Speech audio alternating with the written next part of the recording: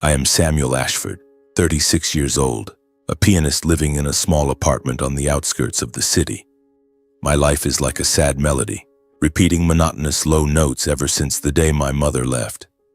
My mother, Abigail Ashford, was a talented businesswoman, the founder of Arcadia Cosmetics and Fashion, a fashion and cosmetics empire with more than 10 branches spanning across the country.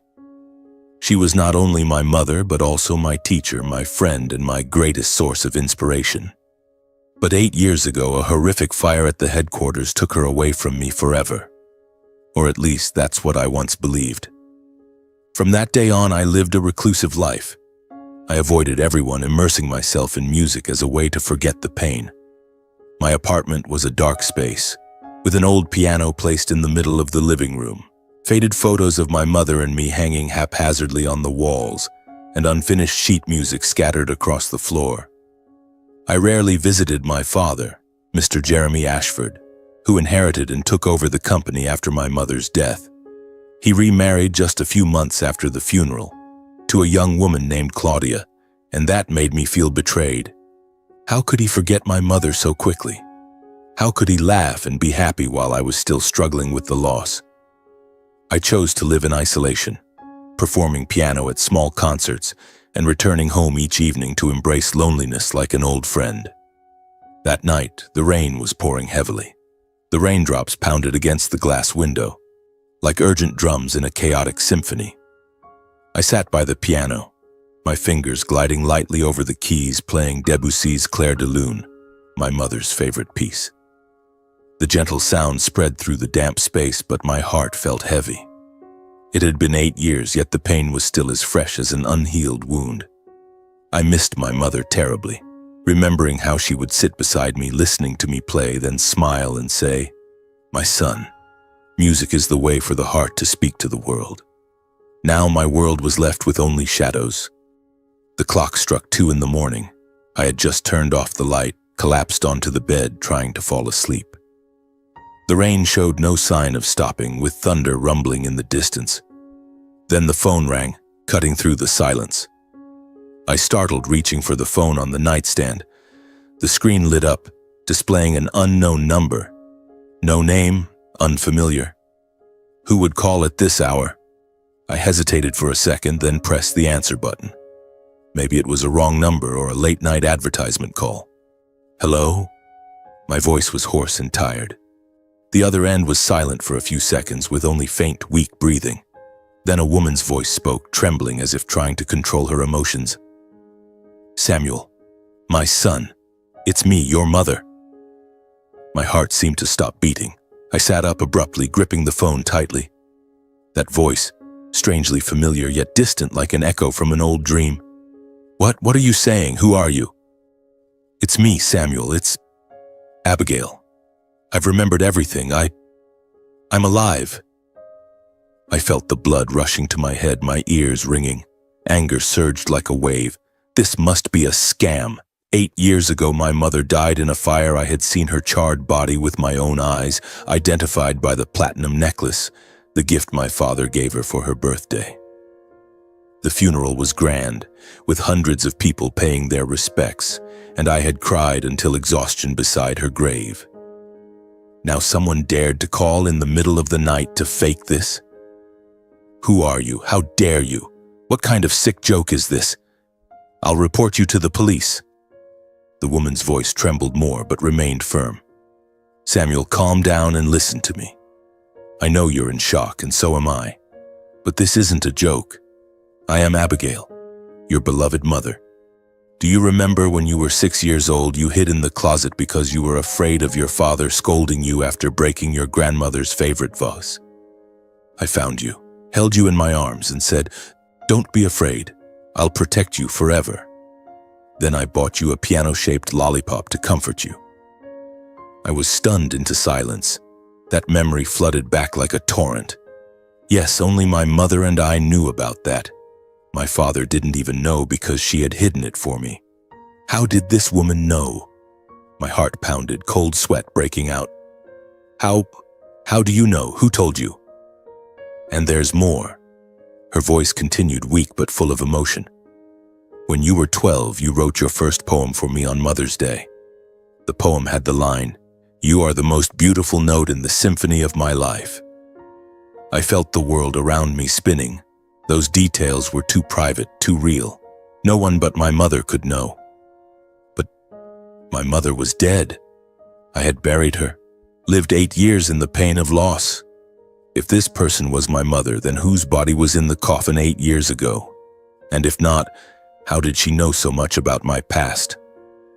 I was confused, stunned, my mind reeling. It can't be. You're lying to me. My mother is dead. The fire, everyone confirmed it. Samuel, I don't know what happened after the fire. I lost my memory. I've been wandering for 8 years, not knowing who I was. But a few days ago, I saw you on TV performing piano. The memories came flooding back. I remembered everything. I had to call you. A flicker of doubt crept into my mind, but along with it came hope. A fragile, painful hope. What if my mother was alive? What if that fire wasn't the end? I felt my heart beating faster, my breath quickening. The rain outside was still falling, but now it sounded like whispers from the past. You, what do you want? I want to see you, Samuel. To clarify everything, I need your help, and I need to know what happened over the past 8 years. I hesitated. My mind was in chaos, not clear enough to make a decision. My rational side warned that this could be a trap, but my heart desperately wanted to believe. I need time to think. I'll call back later. I hung up quickly and collapsed back onto the bed, still clutching the phone, tears streaming down my cheeks without me realizing it. I lay awake, my mind swirling with 1,000 questions. Was my mother alive? Or was this just an illusion? And if it was true, then how great a lie had I been living in for the past 8 years? I jumped out of bed, my bare feet stepping into the living room. My small apartment now felt like a dark cave, where I hid from the outside world. The rain was still pattering against the window, the wind howling through the cracks like whispers from ghosts of the past. I sat down on the floor, my back against the wall, and let the memories flood in. Tonight, more than ever, I needed to revisit those beautiful days with my mother, before everything shattered. My mother, Abigail Ashford, was an extraordinary woman. She was not just my mother, but also my life's inspiration. From a young age, I learned so much from her. I clearly remember my childhood days when my mother would take me to the headquarters office. It was a tall building gleaming under the sunlight, with colorful design rooms and the faint scent of cosmetics lingering in the air. Mother would sit at her desk, with her hair tied up high and her sharp eyes, explaining business to me. Samuel, my son, life is like a fashion collection. You need discipline to select, rigor to perfect, but above all, it must be filled with love to make it beautiful. She was disciplined but loved me dearly. Once I mischievously knocked over a bottle of nail polish in the lab, and instead of scolding me right away, she made me sit down, clean it up thoroughly, and then explained, "Every mistake is a lesson, my child. But if you don't fix it, it will spread like an indelible stain." I burst into tears, but she hugged me close and whispered, "I love you and I believe you'll do better." That was how she taught me. Discipline not to punish, but to build. She taught me to play the piano from the age of 7, sitting beside me for hours, correcting my clumsy fingers. Music is the language of the heart, Samuel. Let it tell your story.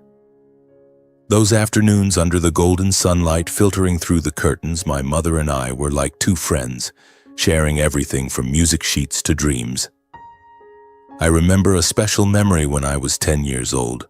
Mother was preparing for the launch of Arcadia's new collection. She was so busy that she even forgot to eat dinner, but she still made time to read to me before bed. She told stories about strong female entrepreneurs, then said, "My son, I built Arcadia not to get rich, but to prove that women can take control of their own lives, and you will inherit that spirit." I lay in her arms, feeling her warmth and the familiar scent of her perfume, a blend of vanilla and rose that she had mixed herself. In those moments, the world seemed perfect.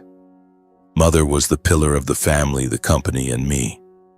My father, Jeremy, who was then the chief accountant at Arcadia, often came home late, leaving her to handle everything alone. But she never complained. "Love is silent sacrifice, my child," she once said. Then those beautiful memories suddenly shifted to darkness. I closed my eyes, trying to push them away, but they still flooded back. The fire 8 years ago, that fateful night that took my mother away. It was a hot summer evening. I was home alone practicing piano for an upcoming performance.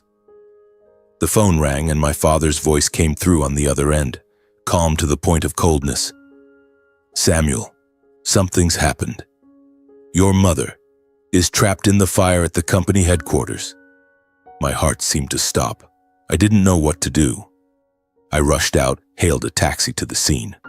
When I arrived, a horrific sight unfolded before me. The Arcadia building engulfed in a sea of flames, black smoke billowing into the sky, the blaring sirens of fire trucks. Employees were running in chaos, some severely burned and being loaded into ambulances. I ran closer, shouting, "Mom, where are you?" My father stood there, his face pale but his voice steady. "She was in the research room. They say there was an electrical malfunction. The fire spread quickly." I couldn't believe it. Mother was always careful. The research room was where she spent hours developing new products, safe, environmentally friendly cosmetics. How could something like that happen? The police and firefighters worked through the night, and by the next morning they announced 4 people dead, including a charred body identified as my mother. The reason? The platinum necklace, the gift my father gave her for their wedding anniversary, still intact around the victim's neck. It gleamed under the morgue lights like a cruel reminder of the loss. My father and I were the ones who went directly to sign the identification papers. The morgue was cold, the pungent smell of formalin making me nauseous. The body lay on a metal table, blackened beyond recognition. Only the necklace served as proof. Father signed the documents quickly, his hand steady, then patted my shoulder. "We have to be strong, Samuel. Mom would want that." I cried until exhaustion, kneeling beside the body, whispering, "Mom, why did you leave me?" How could I accept it? Mom, the strong, loving woman, now reduced to ashes. Afterward, my father organized a grand, elaborate funeral. Hundreds came to pay respects, business partners, Arcadia employees, family, friends. The walnut coffin gleamed, covered in white flowers, and Father's eulogy echoed. Abigail was a wonderful wife, a brilliant entrepreneur. She will live forever in our hearts. I stood there, tears silently falling. After my mother's funeral, my father stepped up to take full control of the company. He became the chairman of the Arcadia Group. Then, just a few months later, he remarried Claudia, a young, beautiful woman nearly 20 years his junior. I remember the day I got the news through a brief call. "Samuel, I have good news. I'm getting remarried. Claudia is a good person. You'll like her." I was stunned. A few months? My mother had just been laid to rest, her ashes not even cold, and he had already found a replacement. I attended the wedding, but my heart was full of resentment. Claudia smiled radiantly, hugging me as if we had been family for ages. "Samuel, I'm so happy to be your mother." I nodded politely, but in my heart I knew one thing. She could never replace my mother, Abigail. From after that wedding, I lived even more reclusively. I rarely visited home, avoiding family gatherings. Father called a few times, his voice reproachful. "Son, I understand you're hurting, but life must go on." Go on. For me, life had stopped the day my mother left. I felt my father was too cold, insensitive. How could he forget my mother so quickly? How could he laugh happily beside Claudia while I was still grappling with loneliness? I spent the past 8 years burying myself in music. I kept old photos of my mother on the bookshelf, dusting them weekly like a ritual. Every evening I played the piano, imagining her sitting beside me, listening. But now the call from that woman has shaken everything. She knew memories that only my mother and I shared. That voice, weak but warm, strangely like my mother's. Could it be that my mother is still alive? Could it be that the fire 8 years ago was no accident? I stood up, went to the bookshelf and took down the old photo album. Pictures of my mother and me laughing in the park, a photo of her teaching me to mix simple cosmetics, and one of her hugging me after my first performance. I sat down at the piano, my fingers gliding over the keys. A sad melody rang out, blending with the sound of the rain. That night I didn't sleep. In my heart a hope began to flicker. After 3 days of agonizing, I couldn't bear it anymore. That afternoon the sky was overcast and gray. I sat by the window, picking up the phone. My hand trembled as I dialed. The phone rang a few times, then the woman's voice came through, weak but full of hope. "Samuel, you've called back." "Yes," I said, my voice dry and raspy. I need to confirm the truth. Who are you? How do you know about my past?"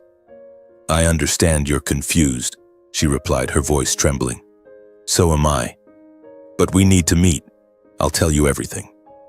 Let's meet at a small cafe on the outskirts, somewhere quiet. The Old Oak Cafe on Elm Street. Tomorrow at 2 in the afternoon?" I hesitated. The outskirts, far from the center with few people around. Was it safe? But then I thought, if it was a trap, I could call the police, and if it really was my mother. "All right, I'll be there." After saying that, I hung up, feeling like I'd just jumped off a cliff. My heart pounded, cold sweat breaking out. I spent the entire evening preparing, wearing a dark coat, bringing a spare phone, even considering asking a friend to come along, but deciding against it. This was personal, painful. That night, my sleep was fitful, filled with nightmares. I dreamed of my mother standing in a sea of fire, waving to me, then disappearing into black smoke. The next morning, I woke up early, brewing strong black coffee to stay alert. Time dragged on, feeling thick and viscous. I glanced at the clock every minute, my heart a mix of excitement and unease. At 1 in the afternoon, I drove to the outskirts. Elm Street wound long and twisting, lined with dense ancient trees on both sides. The Old Oak Cafe was tucked away behind an old wooden fence. I arrived early, choosing a secluded corner table near the window to observe. The cafe was quiet, with only a few scattered customers. An old man reading the newspaper, 2 young girls giggling.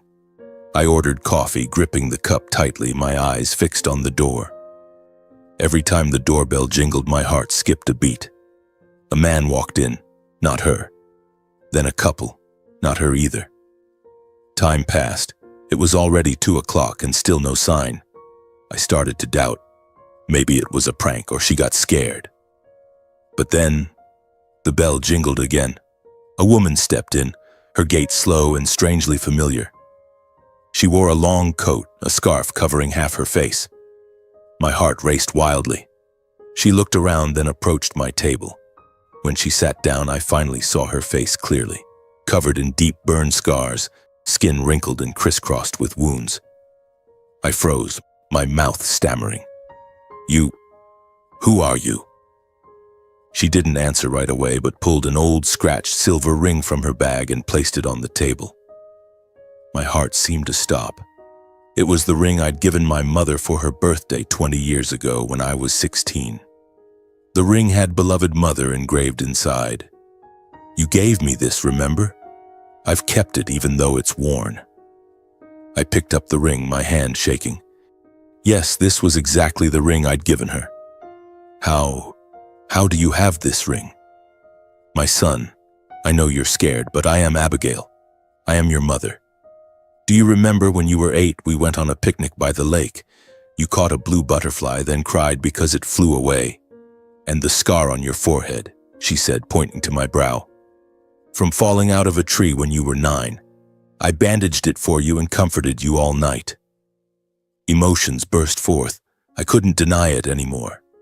This was my mother, Abigail Ashford, the one I'd thought was lost forever. Tears welled up, choking me. "Mom, you're alive? How is this possible?" She reached out to wipe my tears, a familiar gesture that filled me with indescribable happiness. "It's me, my son. I'm back." We embraced tightly, tears streaming down our faces. 8 years of separation, 8 years of pain, now bridged by a warm hug. The cafe blurred in my vision, leaving only my mother's warmth. She was thinner, weaker, but still my mother, the strong woman who had taught me everything. After that embrace, we sat back down, holding hands tightly. I told her about the past 8 years, my solitary life, music as my refuge, and my resentment toward my father. She listened, her eyes red and teary. "I'm sorry, Samuel. I didn't remember anything. After the fire, I wandered, amnesiac. I lived like a nameless person doing whatever to survive. But when I saw you on TV playing the piano, everything came flooding back." I looked at my mother, her eyes glistening with tears, the scars on her face like cracks wrought by time. We were still sitting in that small cafe, now even quieter, with only the gentle background music echoing softly. I gripped her hand tightly, that warm sensation like a fragile dream that could shatter at any moment. "Tell me, Mom. Tell me everything. What happened? Why did you disappear?" Mom took a deep breath, her voice trembling as if trying to gather the shattered fragments of her memories. She began to recount slowly, each word like a knife slicing into the past. "My memory, they're so disjointed, Samuel. They return in pieces like puzzle fragments carried away by the wind, but I'll try to tell it all." She paused, gently stroking the rim of her now cold coffee cup. "Before the fire, I sensed something was wrong in the company. Arcadia was thriving, with revenues soaring thanks to the new products. But when I checked the books, I discovered manipulation. Internal contracts had been altered, some expenditures unclear.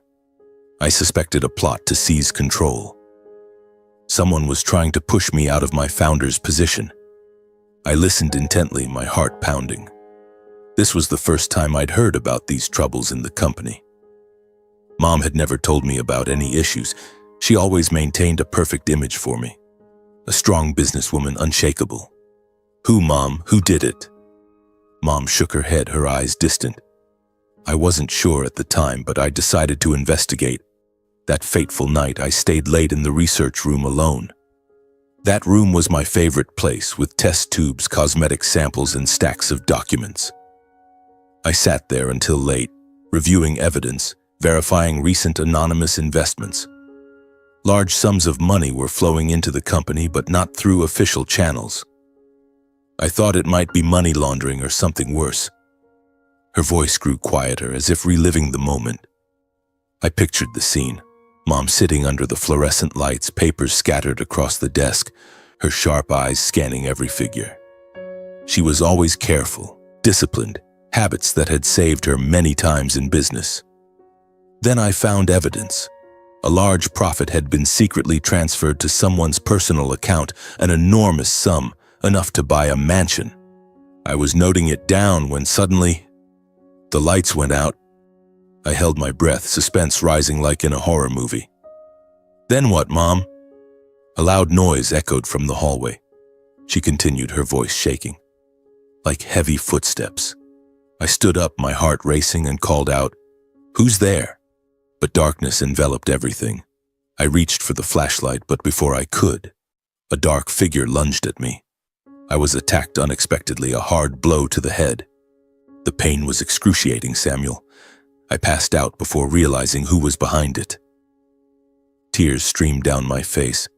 I hugged her tighter, feeling her body tremble. For 8 years I'd thought she died in the fire, but it turned out she was targeted. Someone had tried to kill her. "Mom, what happened after that?" Mom wiped her tears, her voice weak. "When I woke up, I found myself lying outside the building on the damp grass. My head throbbed like it was being hammered, my face burned raw.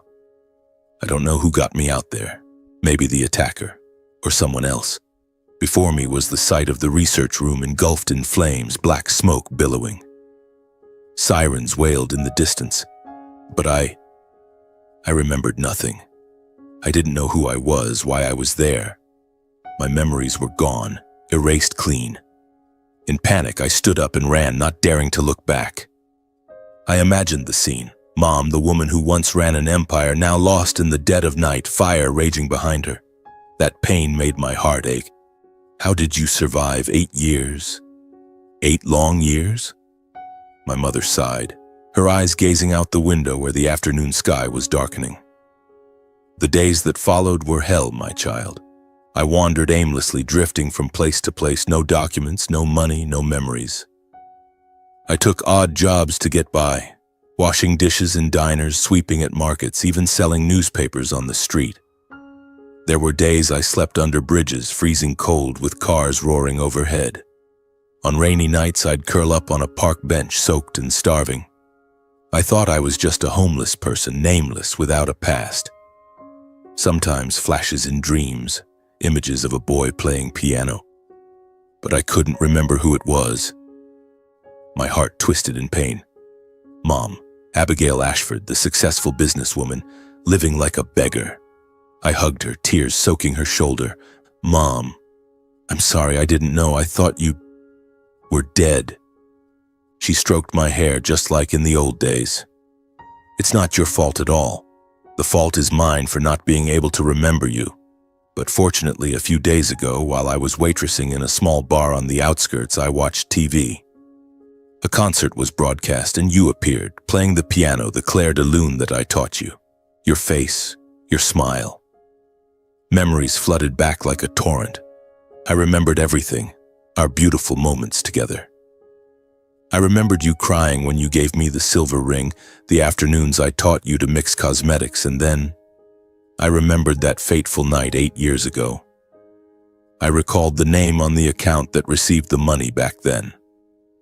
I froze, anticipation building. What name, Mom?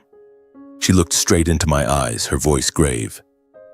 At the time, Jeremy, your father, was the chief accountant of the company. He transferred the money to an account under the name Claudia Dumit. I was stunned, as if slapped in the face. Claudia Dumit. That was Claudia, my father's current wife, my stepmother. My heart raced, my mind spinning. It can't be. Claudia, she's involved? Mom nodded, her eyes full of pain. I don't know the details, but the amount was huge. Perhaps a reward for the plot. Samuel, I think your father was involved in the fire 8 years ago. I stood up, pacing the cafe, trying to control my emotions. It all connected. Father taking over the company quickly, remarrying Claudia just a few months later. I immediately recounted to Mom everything that happened after the fire, my voice trembling. After the blaze, 4 charred bodies were found. You and Father went to the morgue to identify your body through the platinum necklace, the gift Father gave you. The body was burned beyond recognition, but the necklace was intact. Father signed the papers, then organized a grand funeral. Hundreds came, white flowers covering everything. Afterward, he took control of the company as if nothing had happened. Mom listened, her face paling. And Claudia. Just a few months later, Father married her. Claudia Dumit, the very owner of the secret account that received the money years ago. I hate her, Mom. She's young, with a fake smile, always trying to get close. I avoid going home because of that. I continued, my voice filled with resentment. Over the past 8 years, Father has run the company poorly. Revenues and profits have steadily declined. I've heard rumors from old employees that he's planning to sell the company, then retire with Claudia. They live luxuriously, traveling everywhere, while I've been living in solitude. Mom hugged me, tears falling again. Samuel, we must find the truth, but be careful. If your father knows I'm alive, it could be dangerous. I nodded in agreement. Mother and I decided we wouldn't tell anyone about this. We left the cafe, walking silently in the light drizzle. In my heart, everything felt shattered. The truth from 8 years ago, which I'd thought was closed, now resurfaced, colder and darker than ever. I tried to find words to reassure Mom, but my throat was choked with bitterness. One question echoed endlessly in my mind. The man I'd once respected, called Father throughout my childhood, could he really be the betrayer? I drove slowly through the suburban streets, gripping the steering wheel tightly, my mind still reeling from what my mother had just told me. Claudia, that name now felt like a knife slicing into my heart. How could my father? He had hugged me at the funeral, wiped my tears, then turned around and married the very person involved in the plot to harm my mother? My mother sat in the passenger seat, silently looking out the window, her scarred face reflecting under the flickering streetlights. She was tired, but her eyes still radiated strength, the strength of the woman who had built the Arcadia empire from scratch.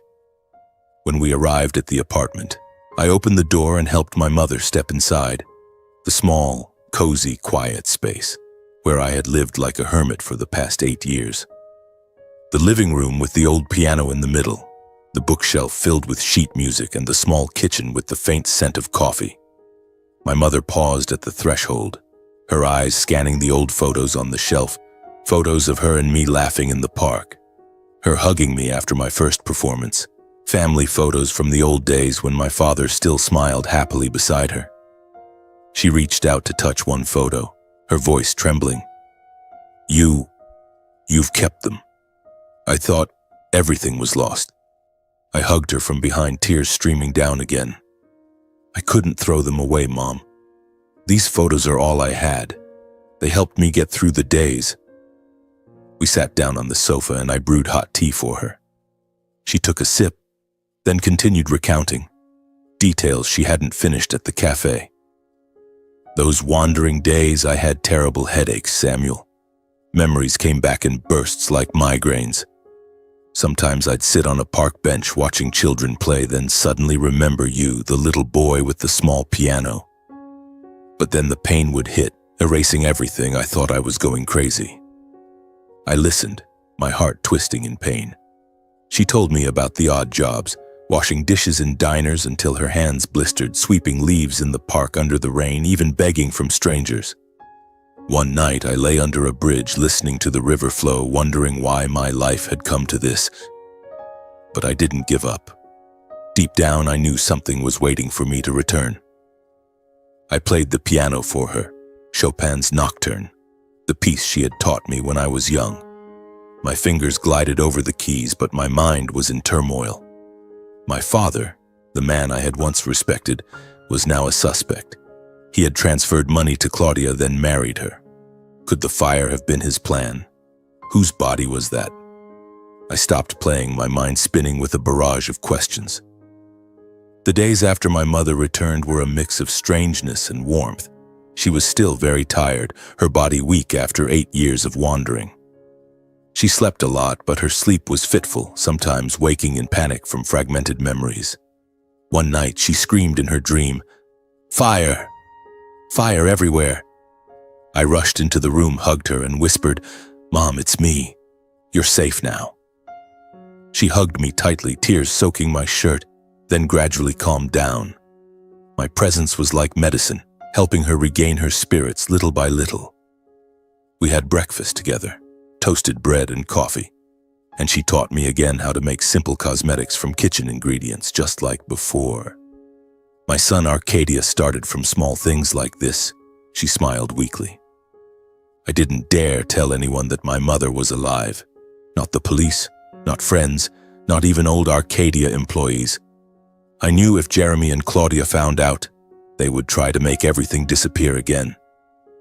My father, now I called him Jeremy in my mind, was powerful, with the company and connections. He could arrange things, just like he did with the fire. Every time I thought about it, my heart raced, a mix of excitement and fear. We lived discreetly. My mother stayed indoors and I went out for shopping. Then one evening, as we sat by the window watching the rain fall, my mother held my hand, her voice firm.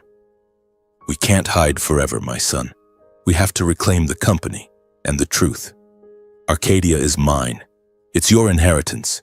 Jeremy stole it and we have to take it back." I nodded, filled with determination. "But how, Mom? We have no evidence." She smiled, her eyes sharp again. "We'll plan step by step."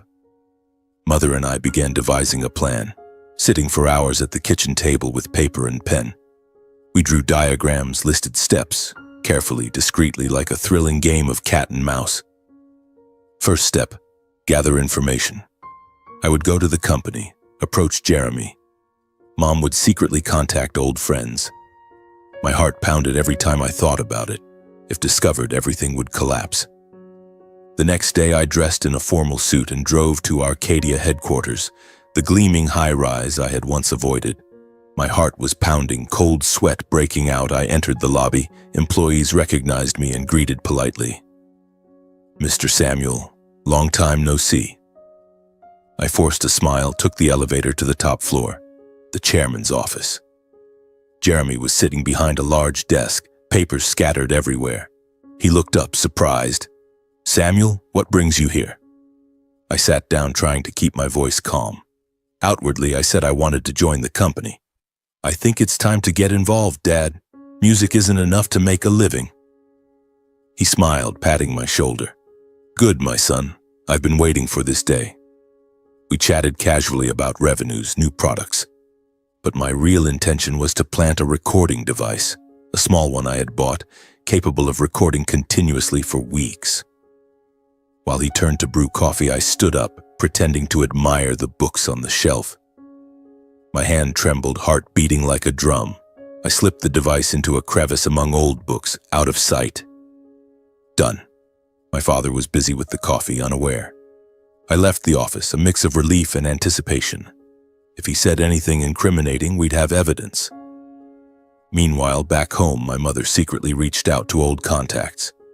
She called from an anonymous number, contacting a veteran accountant from the company. Very loyal to her. "I need the recent financial reports," she whispered. The person was surprised but agreed to send them via a hidden email. When I got home, my mother was sitting in front of my old computer, eyes glued to the screen. "My son, I have it. The financial reports for the past 8 years." We reviewed them, hearts racing. Revenues had declined, as I'd heard.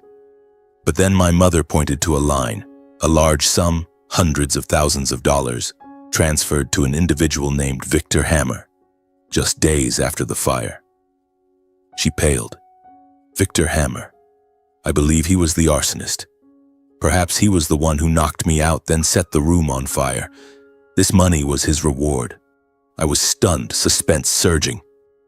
Every evening after my mother went to bed, I sat alone at the computer, reviewing the financial reports she had obtained.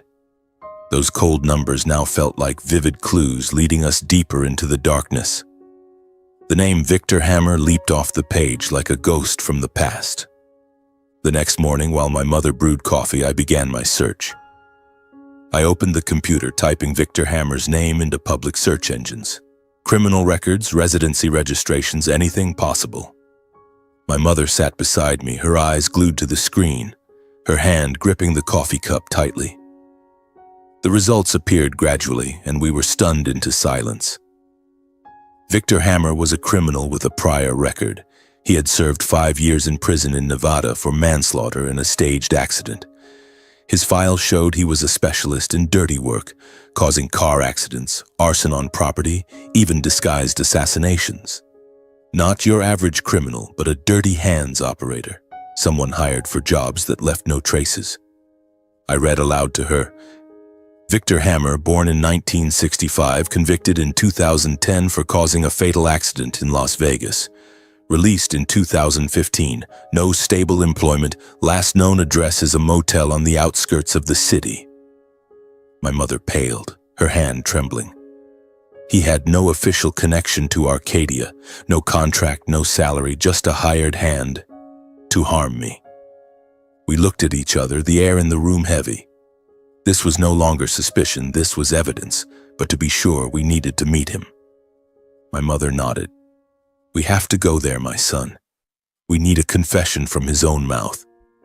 I hesitated, filled with unease. "It's dangerous, Mom, if he's a killer." But she cut me off, her eyes sharp. "I've survived 8 years, my son. We can't stop now." We traced the address from his parole records, a rundown motel complex on the outskirts, 2 hours' drive from the center. I prepared carefully, bringing a recording phone, a printed bank statement, and a photo of Jeremy from the old album. My heart pounded at the thought. If he recognized my mother, what would happen? That afternoon we set off. The sky was overcast and gray, a chill wind blowing through the car window. My mother sat beside me, silent, but I saw her clenching her hands. I tried to stay calm, recounting old stories to dispel the tension. But as we got closer, the anticipation surged. The outskirts came into view. Muddy streets, dilapidated houses, flickering streetlights. The motel was a squat building, walls stained and peeling, a musty smell hitting us as we parked. We stepped out, the cold wind cutting like knives. I looked around. A few rusty cars, a dog barking idly in the distance. My heart beat like a drum, cold sweat breaking out despite the chill. My mother held my hand. Together, my son. We climbed the rusty stairs, searching for room number 12, Victor's address. Each step felt heavy, the wood creaking, echoing through. I took a deep breath and knocked. The knock resounded in the dim hallway like a call from hell. The door cracked open, revealing a gaunt face. Victor Hammer, tall, gaunt, bloodshot eyes, unkempt beard. He wore a worn-out t-shirt reeking of cigarettes and alcohol. His rough demeanor still carried the marks of a repeat offender. Tattoos covering his arms, a scrutinizing gaze. "What?" he growled, his voice hoarse. I swallowed, trying to keep my voice steady. "Mr. Victor Hammer, we need to talk." He looked us over, his eyes narrowing when he saw my mother, but perhaps the scars disguised her. He didn't recognize her immediately. "Who? I don't know you." He started to close the door, but I blocked it. "I want to talk about the fire 8 years ago at Arcadia. I suggest you let us in. Otherwise, you'll pay dearly." He froze, a flash of fear in his eyes. "Come in," he muttered, opening the door wide. The room was pitch dark, cluttered. A rumpled bed, empty beer bottles everywhere, walls stained with smoke. We entered, the stifling air making it hard to breathe. My mother sat on an old chair. I stood beside her, hand ready to start recording. My mother got straight to the point, her voice cold. "Mr. Victor, we have your bank statements. A large sum from Arcadia right around the time of the fire 8 years ago." She pulled the printout from her bag and pushed it toward him. Victor snorted, smirking defiantly. "What are you talking about? I don't know who you are. Statements? Scam?" He grabbed the paper, his eyes scanning it. But I saw his hand tremble slightly. I calmly turned on my phone, showing him the transaction photo. "We have the full transaction printout. We can send it to the police right now. When they reopen that murder case, your name will be first." 5 years in Nevada wasn't enough? Victor flinched, his face paling. He pulled a cigarette from the pack, but his hand shook so much he dropped the lighter twice. He lit it, took a deep drag, then slumped onto the bed. After a few heavy seconds of silence, he began speaking, his voice low. All right, I was hired. 8 years ago, a man contacted me through a middleman. He paid me to handle a woman at Arcadia, knock her out, then set the fire. I did it, then got the money, $100,000 wired from Arcadia Group. My mother stiffened, her eyes widening. I clenched my fists, trying to suppress the rage. Tell us the details, I said, my voice calm but my heart boiling. He continued, stammering. Before that night, the man gave me a floor plan of the lab, a photo of the target. A middle-aged woman with her hair tied up high. He wanted me to knock her out and set the fire, make it look like an electrical fault. I sneaked into the building through the back door, confirmed the target, turned off the lights, and hit her from behind. Then I torched the room. Job done, money in the account. I didn't ask his name, just did the work. My heart pounded, suspense choking me. My mother pulled out Jeremy's photo from her bag, an old one from the family album. She pushed it toward him. Was this the man? Look carefully. Victor took the photo, stared for a moment, his eyes narrowing. Then he nodded, his voice firm. Yeah, that's him. I remember because of the lump on his ear. On the right, like a big mole. He wore a suit, deep voice, paid handsomely. My mother froze, speechless. She looked at me, her eyes full of pain. It was Jeremy, my father, her husband. The lump on his ear, I knew it well. I teased him about it since childhood. I looked at my mother, my eyes a mix of pain and hatred. How could this be? My father, the one who taught me to ride a bike, who held me as I cried when Grandma died, was the mastermind? Tears streamed down my face, not from sadness, but from anger. We stood up and left that dark room. Victor muttered, "Don't call the cop. I've told you everything." But we didn't respond. The wind blew through the rusty hallway, cold as a blade. On the way back, mother and son were silent, lost in thought.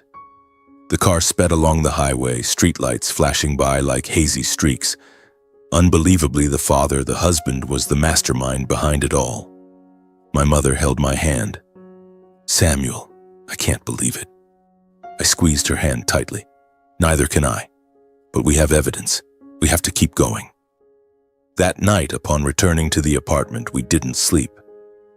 I sat at the kitchen table, holding a cup of cold coffee, my mind spinning with images of Victor, his gaunt face, his hoarse voice admitting the crime.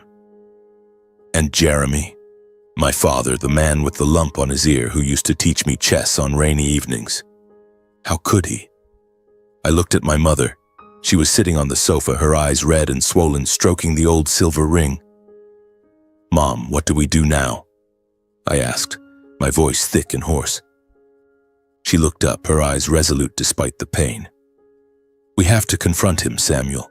You've planted the recording device in his office. That's our weapon. Tomorrow morning, go there and force him to confess. I'll wait outside, ready to step in if needed." The plan sounded simple, but my heart pounded. Facing my father, the man I once loved, now an enemy. I nodded, but my heart was filled with unease. What if he denied it? What if he got angry? The night dragged on endlessly. I lay awake, memories of my father flooding back. Those afternoons he took me fishing, laughing heartily when I caught my first fish. Now, was it all just a mask? The next morning I woke up early, dressing in a black suit, attire I rarely wore, like a layer of armor for protection. My mother hugged me at the door. "Be careful, my son. Remember, we're doing this for the truth." I drove to Arcadia headquarters, the towering building that was once my mother's pride, now like a fortress of betrayal. The grand lobby buzzed with employees, but I felt more alone than ever. The elevator took me to the top floor, my heart beating like a drum. Jeremy's office was spacious, with a gleaming desk and paintings on the walls, all so artificial. I knocked and entered without waiting for an invitation. Jeremy was sitting behind the desk, reviewing documents. He looked up, surprised. "Samuel? So early? Are you here to discuss the job position?" I sat down in the chair opposite him, gripping my hands tightly. The recording device, the small one I'd hidden on the bookshelf, was active, capturing everything. I took a deep breath, my voice calm but determined. "No, Dad. I'm here to ask about the fire 8 years ago. The fire that took my mother away." Jeremy froze, his face paling slightly, but he quickly forced a smile. "Samuel, why bring up old stories out of nowhere? It was an accident, you know that. Electrical fault, the police concluded it." He avoided my gaze, reaching for his coffee cup, a habit when stressed. I didn't let him escape. "An accident? Are you sure? I found out someone was hired to set the fire. What do you know about Victor Hammer?" I watched his every move, his hand trembling slightly, his eyes darting. Jeremy tried to deny it, his voice rising. "Who's Victor? What are you talking about? I don't know." "You must be imagining things, Samuel. Music has blinded you. Let go of the past. Let's talk about the future." He stood up, pretending to look at files on the desk, evading the question. But I saw sweat beading on his forehead. I pulled the transaction statement from my bag, a printout from the financial reports. I pushed it toward him. "Look at this, Dad. A large sum from Arcadia transferred to Victor Hammer right after the fire. He's a convicted criminal specializing in staged accidents. How do you explain that?" My heart raced, suspense surging. This was the pivotal moment. Jeremy picked up the paper, his eyes scanning it, his face turning even paler. He slumped back into his chair, his voice evasive. This is a mistake. Maybe the accountant messed up, or Claudia handled it. She helps me with finances. It wasn't me." He shifted the blame, his eyes avoiding mine.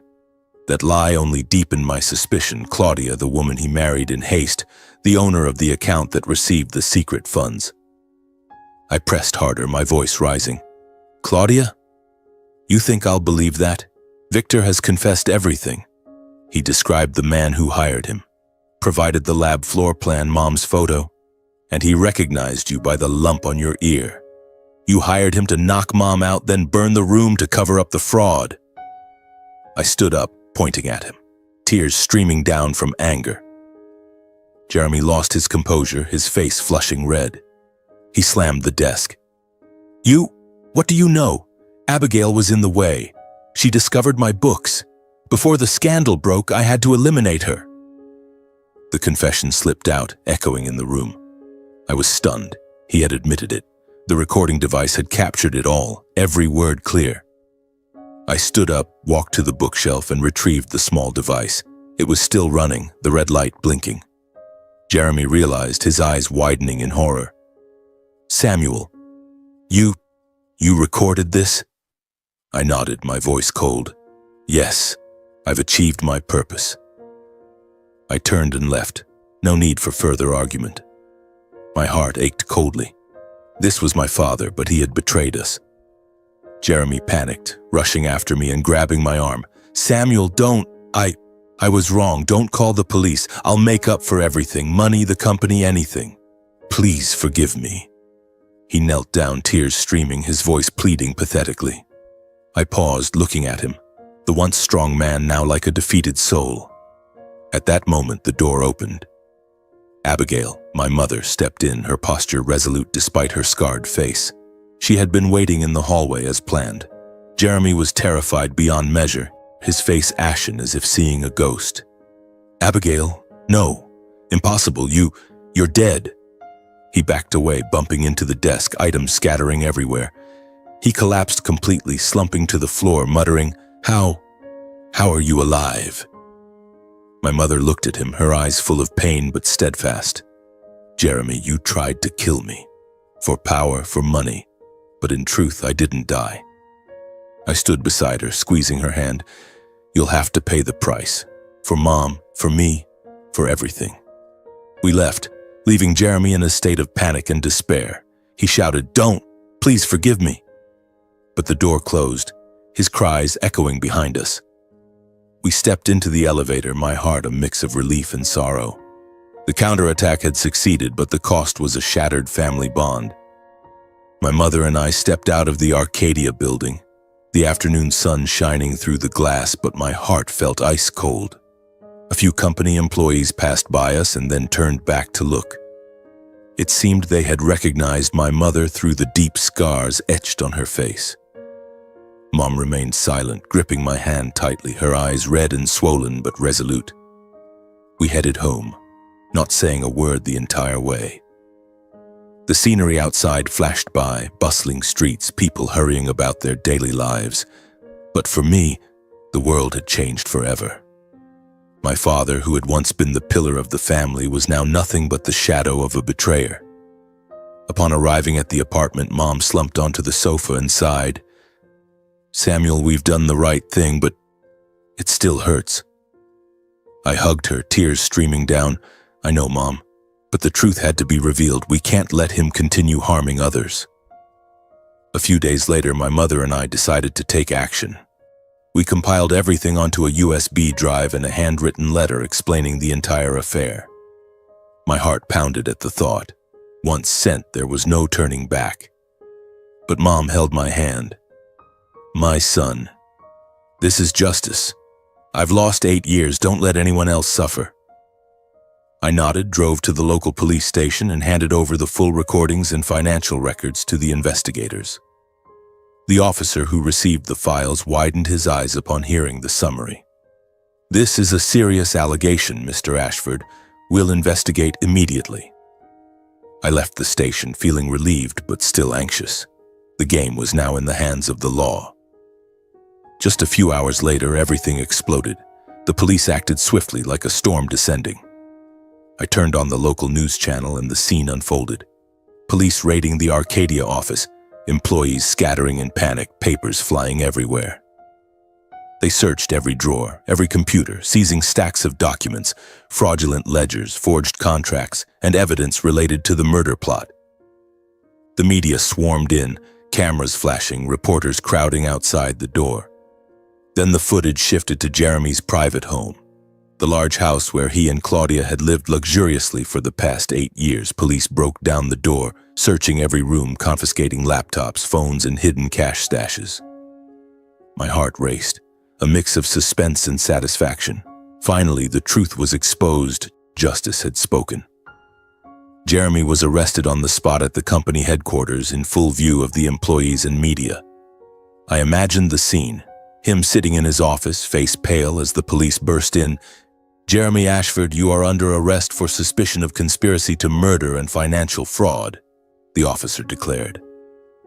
The Arcadia employees, those who had once been loyal to my mother, stood outside, whispering and staring in astonishment. Reporters crowded around, microphones thrust forward. "Mr. Ashford, do you have anything to say?" Jeremy bowed his head, silent, only muttering something under his breath. The image of him being led to the police car in handcuffs spread across social media. I watched the clip over and over, my heart aching. This was my father, the one who used to hold me to sleep when I was afraid of thunder.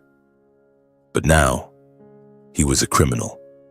News of the case spread rapidly, shocking the business world and the press. Major newspapers ran front-page headlines. "Scandal at Arcadia, chairman arrested for plotting to kill ex-wife." TV channels interviewed experts. This is a major shock to the cosmetics industry. Abigail Ashford, the legendary founder, might still be alive.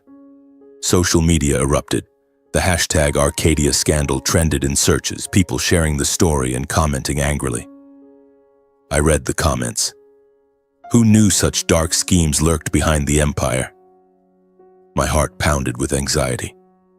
Would people believe us? But then support flooded in. From my mother's old employees sending messages, "We've always believed in Ms. Abigail." Meanwhile, Claudia, my stepmother, tried to flee but was arrested at the airport as she prepared to leave the state.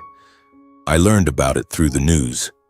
She had bought a one-way ticket to Mexico, her suitcase stuffed with cash and fake documents. But the police had been tracking her and swooped in during check-in. The arrest video went viral, Claudia struggling, screaming, "I'm innocent! This is a conspiracy!" But they handcuffed her and led her away. Further investigations confirmed Claudia's involvement in the crimes. She was the recipient of the secret funds, helped Jeremy cover up the fraud, and even knew about the plan to harm my mother. She was charged as an accomplice, sentenced to prison for participating in the crimes and embezzlement. I imagined her in jail, her fake smile gone, replaced only by fear. Jeremy faced a slew of charges: conspiracy to murder, financial fraud, falsifying business records. The preliminary trial proceeded quickly. His lawyer tried to defend, "This is a misunderstanding. Mr. Ashford is the victim of a plot." But the evidence was overwhelming. The recording, statements, Victor's testimony.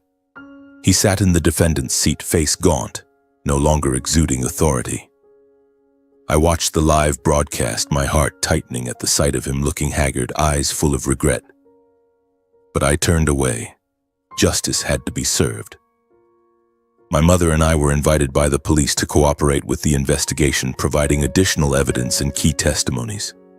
We went to the station a few times, recounting the details. From the strange call to the meeting with Victor, Mom was calm, her voice steady. "I lost 8 years, but now I want justice." I described the recording, my voice trembling. The officer nodded. "You're very brave. Thanks to you, the case has been cracked."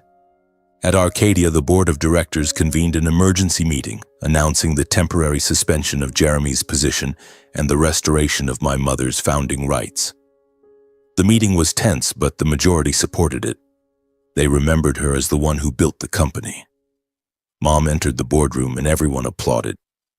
She smiled. "I've returned to save Arcadia." I stood beside her, proud but emotional.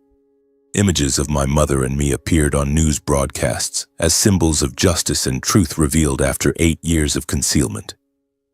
Reporters interviewed, "Samuel, how do you feel?"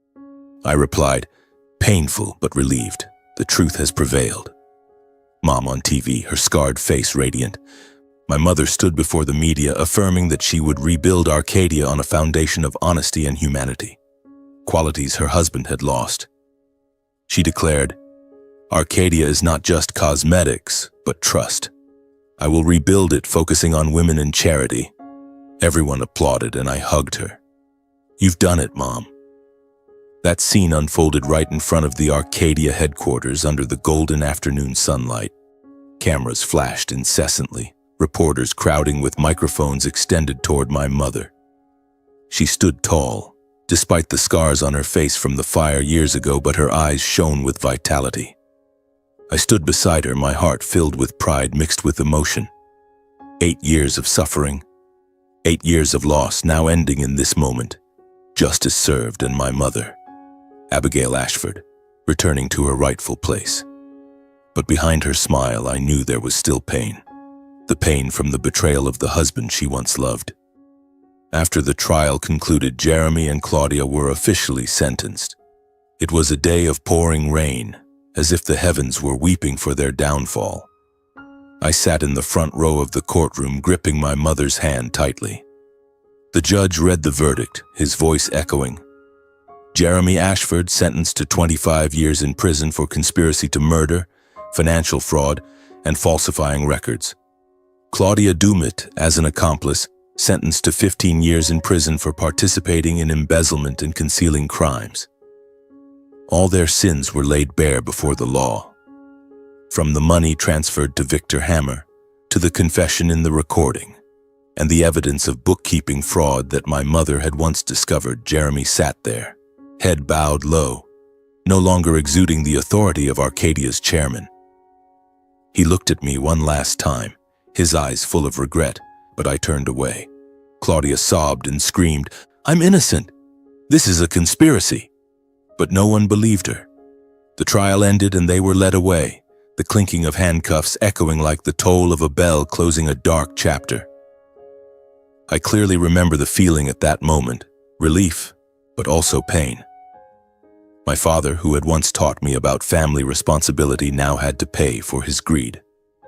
My mother hugged me in the courthouse hallway, whispering, "My son, justice has come, but I'm not rejoicing.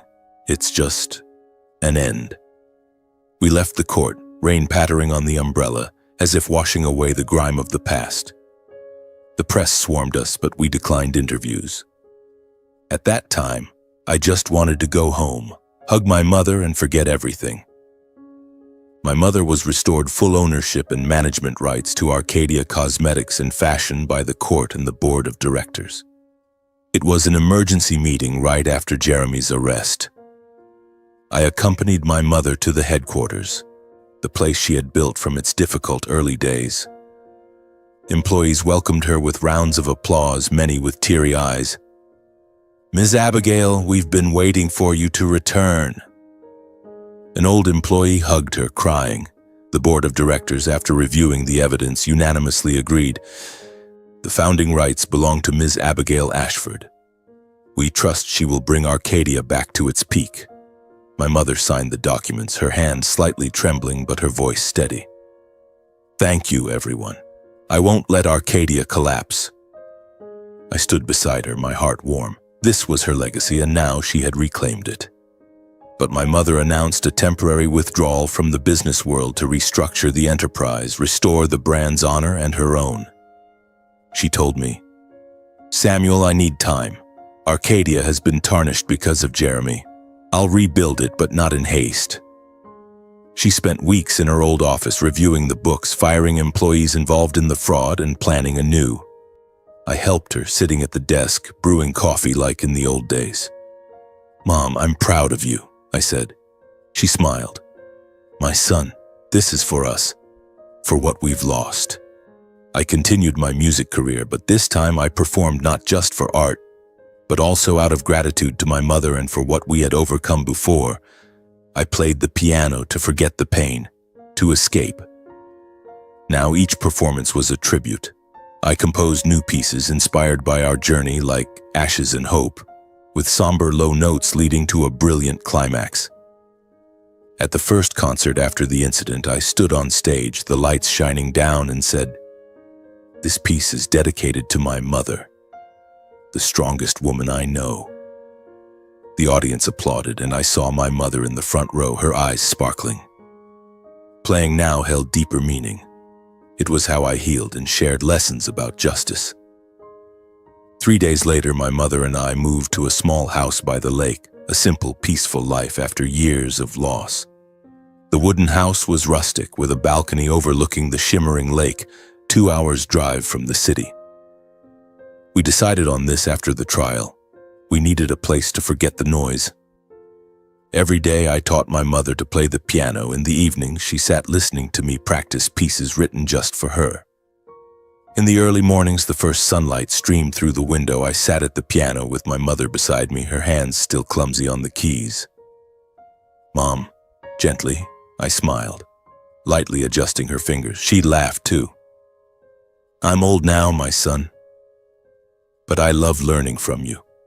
Those sessions were filled with laughter, dispelling any lingering shadows. As night fell by the fireplace, I played a new piece, Mother's Song, inspired by childhood memories. My mother sat listening quietly, eyes half closed, tears rolling down. "It's so beautiful, Samuel. It feels like it's embracing me." Those moments were healing balm, helping us reclaim the peace we had lost. After my mother handed over daily management to the new team, Arcadia began to revive, focusing on charitable activities supporting women in need and victims of violence. Though no longer directly running it, she still provided clear direction. We're not just selling cosmetics, but helping women gain confidence. She established a fund to support victims of domestic violence, donated cosmetics to impoverished women, and partnered with charitable organizations. Revenues gradually increased, and the press praised Arcadia from scandal to symbol of humanity. I felt proud seeing my mother in the news, but she only smiled humbly. "This is for people like me, who once lost everything but stood up again." In one interview I shared, "Justice isn't just for revenge. It's to reclaim the humanity we lost when hurt."